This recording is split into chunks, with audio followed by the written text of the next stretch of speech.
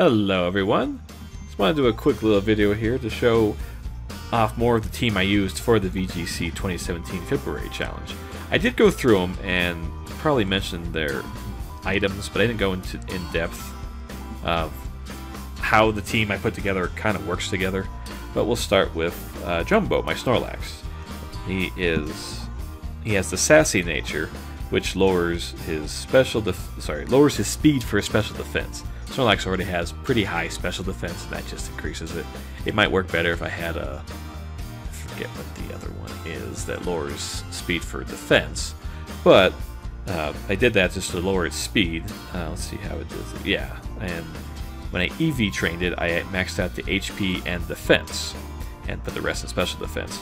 Since most most fighting moves, which Snorlax is weak against, is physical, I just maxed out the defense, and since it already has high special defense, I thought that would work well as an overall tank that's hard to take out in one hit. Not impossible, but pretty difficult. As a thick fat ability, I actually tried getting the Gluttony ability, so the Figgy Berry it holds activates. Gluttony would have the Figgy Berry activated at half its HP, rather than a quarter, which most of the berries do. I just didn't have quite enough time to try and get the Gluttony ability. And under Trick Room, it works rather well. I have a Belly Drum to max out its attack, and then we have Rock Slide because a lot of Pokemon don't like rocks. Crunch for those ghost Pokemon I can't really hit very well, and Return to get that stab normal attack on the rest of the Pokemon. I think it worked out well. It depends on the berry and nature, so I will actually put a link in the description of what I used to figure out what berries to use for this. Because you could use the citrus, it only heals 30%. This way, these other berries, which became rather useful in Gen 7, give you half your health back. It doesn't activate normally until a quarter of your health is gone.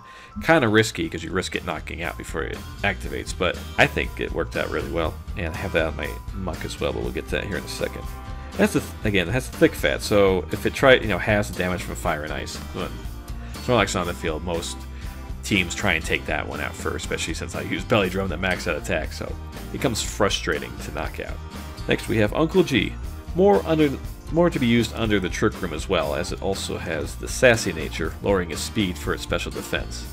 Drampa has absurdly high special attack, which I then maxed out along with its HP. Looks like I put the rest into its special defense. There are a lot of physical moves that hurt Drampa, like fighting and some dragon type attacks, and fairy. Just a few too many weaknesses, but I think it worked out. Flamethrower to go up against those steel types, mostly Celesteela. Protect because it's holding the leftovers. And Hyper Voice to get that stab attack and hits both Pokemon, and Dragon Pulse also stab. It has the Berserk ability. When that activates, when the Pokemon goes down to half its hit points, its special attack goes up 1. So already have high special attack that I have maxed out EV-wise, and then gets another stage higher. It's just it hits rather hard. I don't think it worked out more than once for me, but if your HP is low enough, and then you get your leftovers to go back up above half, and you get hit again without getting knocked out, it would heighten my special attack another stage. So Berserk activates every time it goes below half. So it gets to that situation where if Berserk activates more than once, it's knocking out like every Pokemon it can see. Next we have my Alolan Grimer, more to use under Trick Room. It's not speedy. I maxed out its HP and attack because it's a physical attacker, and looks like I put the rest in defense because it's only weak to ground, and most ground attacks are physical. There are a couple that aren't, but of course Muck is a special defense tank, so I don't have to worry about those too much. It has the Gluttony ability, which it uses a berry at half HP instead of a quarter. So I have the Guava Berry, another berry that activates when at a quarter, but with Gluttony activates at half. So it gets back to its full HP much faster. Protect, and we have Gunk Shot and Knockoff for stab. And Minimize is more of a gamble. It's just if I get out there and if I want to try and play the longer game, I throw off a Minimize. If I can get 2 off, it becomes hard to hit me, and then I can just start knocking things out with my Gunk Shot and Knockoff. Next Pokemon is Heimlich. This is my Eviolite Pokemon. Charjabug has pretty high special defense and defense. Here at level 50 it has 139 special defense and 116 defense.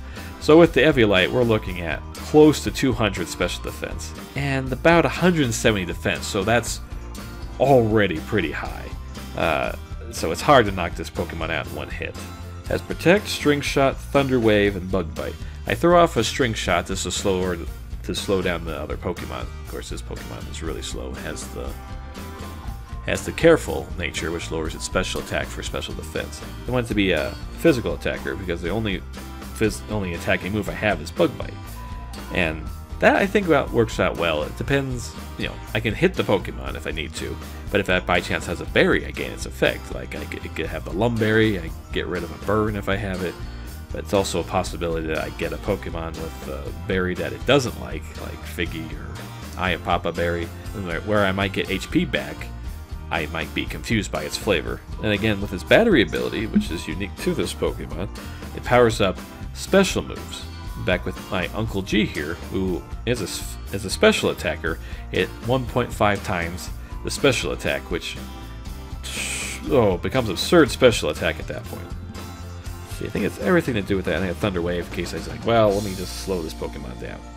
So I survive a hit, Thunder Wave, next turn, that Pokemon's going second. Let's see, I have my Alolan Persian, Snowball Tooth. I have the Fur Coat ability, which only Frufru had, and now here in Gen 7, it has. I believe if your Meowth has Technician, it'll have the Fur Coat ability, which has physical moves. And most moves I have to worry about are Fairy and Fighting. Fighting are mostly physical, Fairy can go either way. But that way, this Pokemon becomes, you know, a couple of turns to get knocked out. And we have the Foul Play. The Foul Play has 95 base power, interesting. This Pokemon is Timid, which lowers attack for speed. And I did that on purpose just because if I'm confused, I don't hit myself so hard. But I thought Foul Play went off of the, it goes by the attacks, I think it went by solely the attack stat of the opposing Pokemon. So the higher its attack is, the harder this Foul Play hits. And it's a stab Foul Play, so pretty good hit. And I Fake Out just the first time I'm on, let me just make it flinch. I have Feint, which I didn't use as much as I'd like to, but the Pokemon I'm trying to knock out is just protecting every other turn. I could use Feint, and that way it's taking a hit. And I also have Parting Shot. It's a non-damaging switch out move. It lowers the opponent's attack and special attack a stage, and then switches back, and then I switch on another Pokemon. I did put Dark EMZ on Snowball here, and if it's used with Parting Shot, not only does it lower the attack and special attack a stage, when it comes back and I put out another Pokemon, the Pokemon that switched out will have full HP, which is pretty cool. I don't think I ever got to use it in the competition, but I thought it nice to have if I needed to switch out. And last but not least is my Comfey Luau. It's also Assassin Nature, so it's slow. And it actually has pretty decent speed. Look at that, 101 at level 50, so it's a rather speedy Pokemon. It's my Trick Room setup.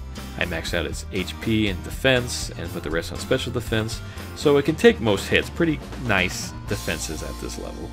And it has the Triage ability, which gives priority to a healing move.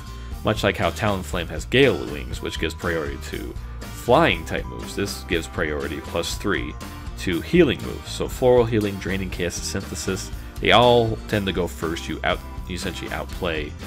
I'm not sure if it outplays Fake Out, I don't think it does, but you get to heal yourself the next turn before anybody even attacks you, so you kind of stay in the game. And I used actually Floral Healing to heal up Snorlax most of the time, so it stays in the game. It can hit really hard after it maxes out its attack. You have Draining Kiss, which is, you know, gets priority, so essentially I get to Draining Kiss the opposing Pokemon and gain their health back before they can even do anything. And then I have Synthesis to help myself out, like, well, say Snorlax or Trampa has all his HP it needs, let me heal myself up, and I can do that first before they attack. And I give it Bright Powder to lower the Pokemon's accuracy, so that way they try to hit it, it misses 10 or 15% of the time. Again, kind of becomes a hard Pokemon to hit. So yeah, this video probably went on a little longer than I wanted to, but I wanted to just go a little more in depth with the team I picked out. It could probably use some improvement. It was, you know, a strain. I kind of picked Pokemon like I wanted to use Comfey and Snorlax and Charjabug. Then I kind of just filled in the rest. Like I need a physical attacker, And like why not have some slow special attacker to go with that, with the trick room set up. And then I kind of just want to try out Persian because I don't think it gets a lot of play, and it just seemed like fun to try out. If you have any questions, just let me know, but I hope you liked the team I picked out. See you next time.